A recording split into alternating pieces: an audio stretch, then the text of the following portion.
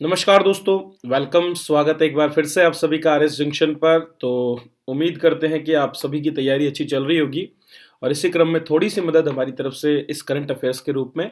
तो आरपीएससी के किसी भी एग्ज़ाम की जिसमें करंट अफेयर्स पूछे जाते हैं और जिसमें बहुत से इम्पोर्टेंट टॉपिक्स आते हैं, उसको अगर आप कवर अप कर रहे हैं, तो आप ये क्लास ज़रूर देखें और अगर अच्छी लगे तो इसे लाइक और शेयर ज़रूर करें तथा चैनल को सब्सक्राइब कर लें ताकि आपको हर एक नोटिफिकेशन मिल सके। दोस्तों 2020 के सभी महत्वपूर्ण करंट अफेयर्स के 1500 से भी ज़्यादा प्रश्नों का संग्रह गुलदस्ता वार्षिकांक के रूप में हमारी एप्लीकेशन आरएस जंक्शन पर भी अवेलेबल है, जिसका लाभ आप उठा सकते हैं। चलिए तो शुरुआत करते हैं आज की कक्षा की पहले प्रश्न के साथ, जो कि रक्षा क्षेत्र से जुड़ा है। तो combat vehicle research and development establishment, जिसको शॉर्ट फॉर्म में हम बोल सकते हैं CVRDE। CVRDE प्रयोगशाला, जो कि DRDO अर्थात defence research and development organisation के अधीन है, उसके द्वारा हाल ही में दो यूएवीज के लिए रिट्रैक्टेबल लैंडिंग गियर सिस्टम का निर्माण किया। देखो जो यूएवी होती है वो अनमैन्ड है और अनमैन्ड होने की वजह से क्या चाहिए कि उसकी जो लैंडिंग है वो काफ़ी अच्छी होनी चाहिए। देखो टेक ऑफ करना कोई बड़ी बात नहीं है, लेकिन अनमैन्ड एरियल व्हीकल के लिए लैंडिंग सबसे इंपॉर्टेंट होता है, क्योंकि लैंडिंग को ही सबसे कठिन टास्क माना जाता है। तो गियर सिस्टम्स रिट्रैक्टेबल जो है बनाए गए हैं और ये अभी हाल ही में सेना को सौंप भी दिए गए हैं। ठीक है, तो तपस और स्विफ्ट ये दो हमारे अनमैन्ड एरियल व्हीकल्स हैं, जो कि आने वाले समय में सेना की मदद करेंगे विभिन्न कार्यों में। उनके लिए ये दिया गया, इन पर थोड़ा सा हम चर्चा भी कर लेते हैं। इसके अलावा P-75 सबमरीन के लिए 18 प्रकार के फिल्टर भी यहाँ पर विकसित किए गए हैं। CVRDE ने तपस यूएवी के लिए 3 टन के रिट्रैक्टेबल लैंडिंग गियर सिस्टम को स्वदेशी रूप से डिजाइन और विकसित किया है। तपस के बारे में अगर हम बात करें तो तपस की फुल फॉर्म है tactical airborne platform for aerial surveillance beyond horizon 201 या तापस BH-201। दरअसल दोस्तों पहले हमने इससे पहले एक रुस्तम नामक ड्रोन जो है वो तैयार किया था। फिर उसके बाद में हमने रुस्तम 2 तैयार किया। ठीक है, हाल ही में, और उसी रुस्तम 2 को हम तापस BH-201 कहते हैं। ठीक है, तो रुस्तम का जो फर्स्ट वर्जन था उसी का एडवांस्ड वर्जन ये है। फर्स्ट रुस्तम जो था वो ऑटोमेटिक जो है लॉन्च नहीं हो सकता था, उड़ नहीं सकता था, मतलब फ्लाइट नहीं ले सकता था, इसको लॉन्च करना पड़ता था किसी भी प्लेटफॉर्म से। लेकिन अब जो है तापस जो है ये न केवल लैंड कर सकता है बल्कि इसके साथ साथ ऑटोमेटिक जो है गियर्स के साथ में ये टेक ऑफ भी कर सकता है। तो एक विशेष मानव रहित हवाई वाहन है और सबसे बड़ी बात यह है कि ये केवल यूएवी है, अर्थात ये किसी तरह का कोई कॉम्बैट व्हीकल नहीं है।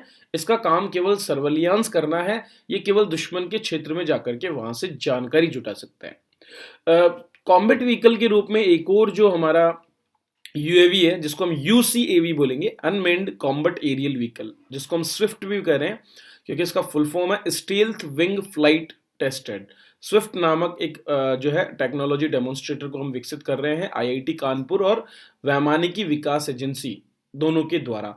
इसको शॉर्ट फॉर्म में घातक नाम भी दिया गया है। तो यूसीएवी हम विकसित कर रहे हैं और स्विफ्ट के इस प्रोटोटाइप के 2021 तक उड़ान भरने की उम्मीद है और इसी के लिए लैंडिंग गियर्स भी जो है अभी इस प्रयोगशाला द्वारा जो है बनाए गए हैं। तो आप ध्यान रखिए यूसीएवी जो है वो क्या है। यूसीएवी है कॉम्बैट एरियल व्हीकल और यूएवी होता है अनमैन्ड एरियल व्हीकल। तो ये एक आपको अंतर ध्यान रखना है। स्विफ्ट यूसीएवी है, जबकि आपका जो रुस्तम है, रुस्तम 2 या जिसको हम तापस बोल रहे हैं, वो एक अनमैन्ड एरियल व्हीकल है। चलिए आगे बढ़ते हैं और पर्यावरण के बारे में थोड़ी सी बात कर लेते हैं। हाल ही में एक रिपोर्ट जारी की गई है, MEE रिपोर्ट, जिसको हम बोल रहे हैं राष्ट्रीय उद्यान और जो वन्यजीव अभ्यारण्य हैं उनकी प्रबंधन प्रभावशीलता मूल्यांकन रिपोर्ट। ये केंद्रीय वन मंत्रालय द्वारा जो है पर्यावरण और वन मंत्रालय द्वारा जारी की गई और इसमें इस बार 2006 से लेकर के 2019 के पीरियड के लिए 146 हमारे जो इस तरह के संरक्षित क्षेत्र हैं उनको सम्मिलित किया गया है। भारत में अगर देखा जाए तो कुल मिलाकर के 903 संरक्षित क्षेत्रों का एक कंप्लीट नेटवर्क है और ये कुल भौगोलिक क्षेत्र का 5% धारण करते हैं। संरक्षित क्षेत्रों की क्षमता का आकलन करने के लिए ही इस मूल्यांकन रिपोर्ट को जारी किया गया है। दोस्तों जो हमारा MEE स्कोर इस साल रहा है वो है 62.01 और अगर हम वर्ल्ड वाइड इस स्कोर की बात करें तो ये स्कोर है 56%।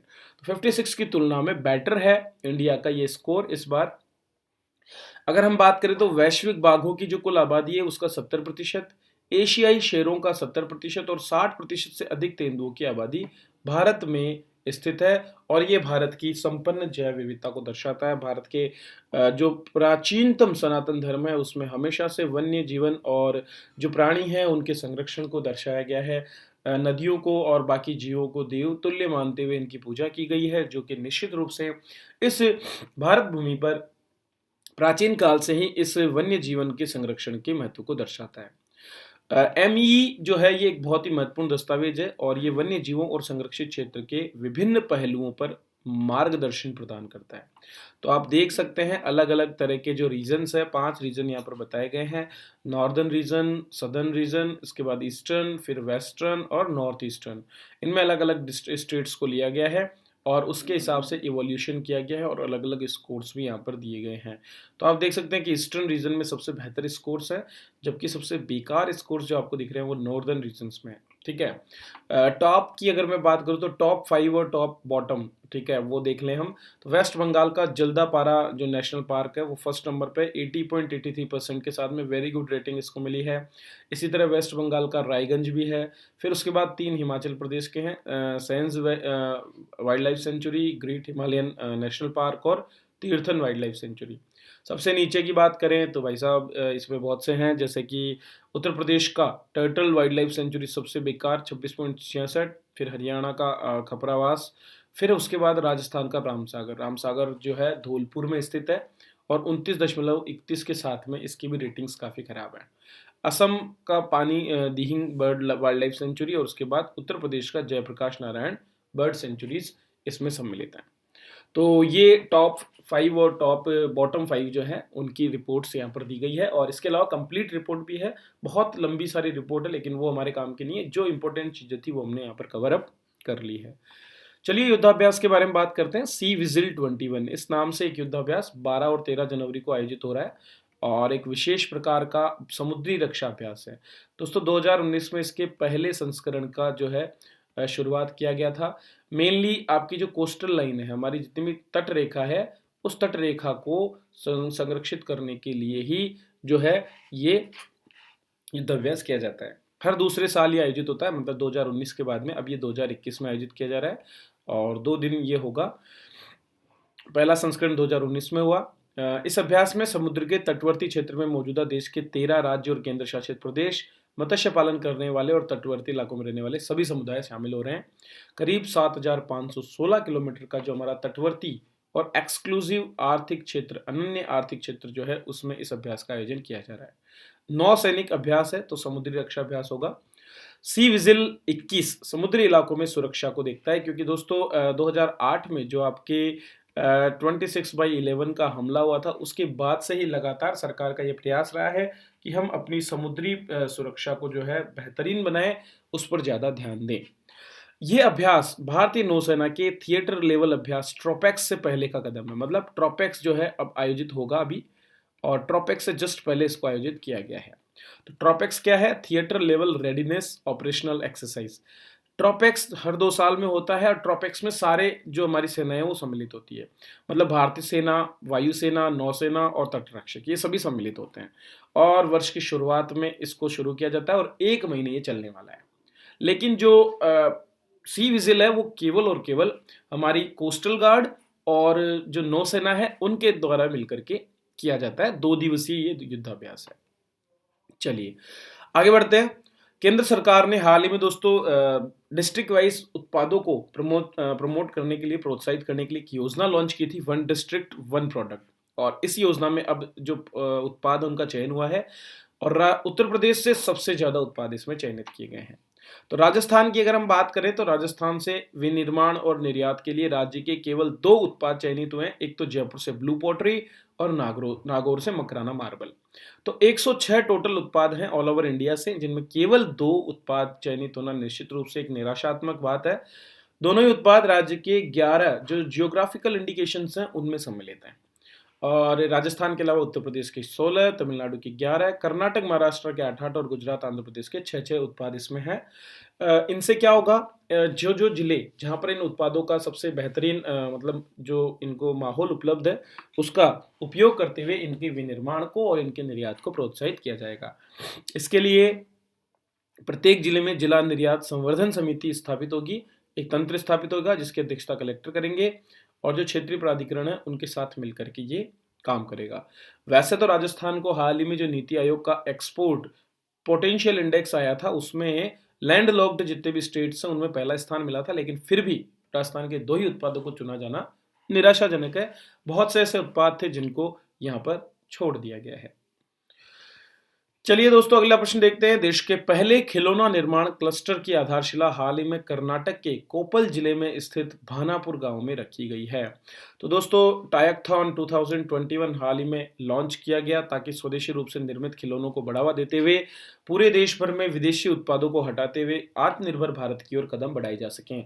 और इसी के क्रम में जो है कर्नाटक सरकार ने ये फैसला किया है। तो दिसंबर तक इसको पूरा करने की उम्मीद है और 400 एकड़ से भी अधिक क्षेत्र में इस क्लस्टर में 5,000 करोड़ रुपए का निवेश होगा। करीब 30,000 लोगों को इससे रोजगार मिलेगा। दोस्तों, कर्नाटक तीसरा सबसे बड़ा बाजार है खिलौनों के लिए और देश के खिलौना बाजार में 9% की हिस्सेदारी रखता है। तो वोकल फॉर लोकल वाली जो भावना है उसी को लेकर के कोपल में ये क्लस्टर निर्माण किया जा रहा है। इस क्लस्टर में सबसे बड़ी खास बात ये होगी कि यहाँ 80% रोजगार जो है स्थानीय जिले के लोगों को और राज्य के लोगों को दिए जाएंगे। केवल 20% लोग ही बाहर से आ पाएंगे। तो यह है दोस्तों आज के करंट अफेयर्स जिस पर मैंने आपसे चर्चा की। कैसे लगे ये तो आपके लाइक, आपकी कमेंट्स और आपके द्वारा किए गए शेयर ही बता पाएंगे। इसके अलावा आप हमारी पीडीएफ से जुड़ सकते हैं। एसीएफ और आरएस जैसे एग्जाम्स के लिए बहुत से कोर्सेज हमारी एप्लीकेशन पर अवेलेबल है जिसका नाम आरएस जंक्शन। दोस्तों, हमारा कोई बड़ा नाम नहीं है, लेकिन हाँ, हमारे जो प्रयास हैं वो जरूर पूरी मेहनत के साथ किए जाते हैं ताकि आपको सबसे उत्कृष्ट मैटर मिल सके। पूरी शुद्धता के साथ हम आपको ये मैटर देते हैं पूरी जांच के बाद में, और यही प्रयास रहता है कि आप एक ही स्थान से अपनी सारी करंट अफेयर्स की तैयारी को पूरा कर सकें। तो ज़्यादा पढ़ने से बेहतर है अच्छा पढ़ना, भले ही हम कम पढ़ें, और उसी पर आप भी फोकस कीजिए। अपनी तैयारी में लगे रहिए, रिवाइज करते रहिए और अपने एग्जाम्स की ओर आगे बढ़िए ताकि आप सफलता को छू सकें। चलिए, इसी के साथ मैं आपसे विदा लेता हूँ। वीडियो देखने के लिए आप सभी का बहुत बहुत धन्यवाद।